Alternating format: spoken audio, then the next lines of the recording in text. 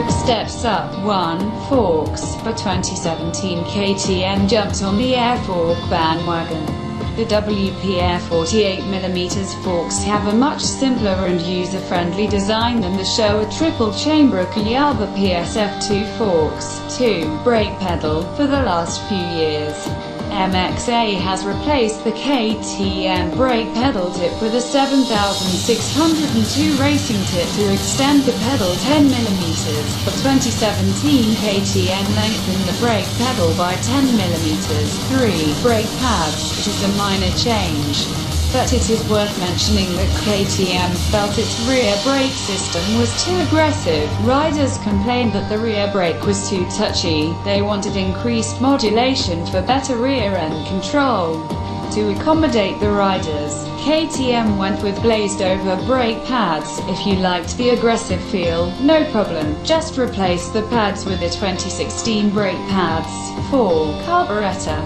After a 28-year relationship with Keihin, KTM jumps ship to Mikuni. For 2017, the entire KTM two-stroke lineup, 125SX, 150SX, 250SX and 300XC, has been switched to Mikuni carburetors.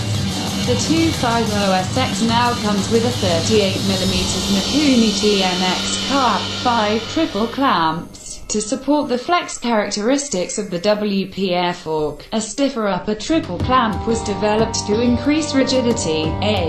If we said it was too fast, would you think we were crazy? From the snap of the throttle to the mid-range, the 250SX is blisteringly fast. It is fast, abrupt and hard-hitting enough to be hard to manage, especially for any rider making the transition from a 4-stroke to the 250SX.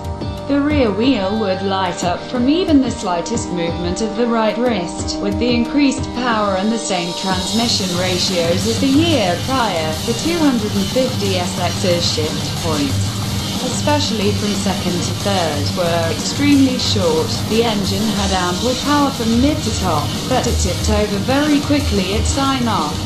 How quickly the power faded and required shifting made for awkward shift points out of the corners. Oh, don't get us wrong, this gun-and-run style of power, with its need to shift on the bubble, was awesome for skilled two-stroke races. It was just a little too high maintenance for the less skilled. Thankfully, we found a few simple changes that could alter the power band and make it more linear, or even more abrupt if that's your cup of tea.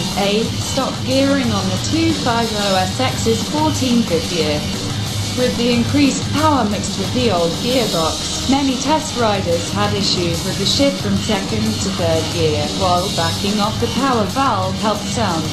Many test riders still wanted a broader spread. For these riders, the solution was to swap the stock 52/3 sprocket for a taller 49. This smoothed out and lengthened the gap between gears.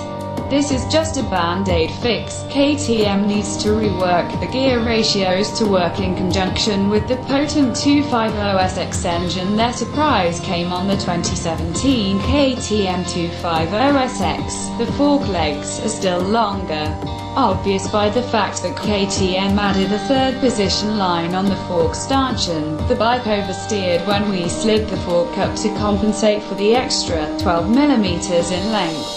Every MXA test rider slid the forks back down in the triple clamps, eventually ending up with the forks set on the second line in the clamps.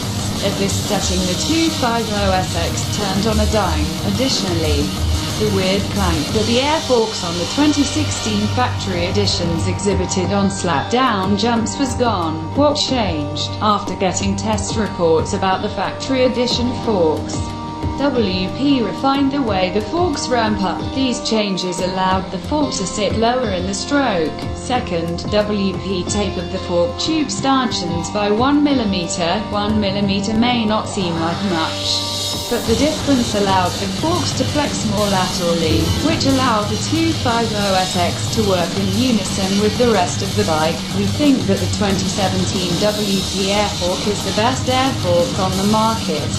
Why? Because it is a simple design that only has one air pressure setting. It is easier to use than the overly complicated Showa and Kayaba air forks. Once you have the correct air pressure for your weight, speed and track, adjust the compression and rebound on the right fork leg. The clickers make a big difference.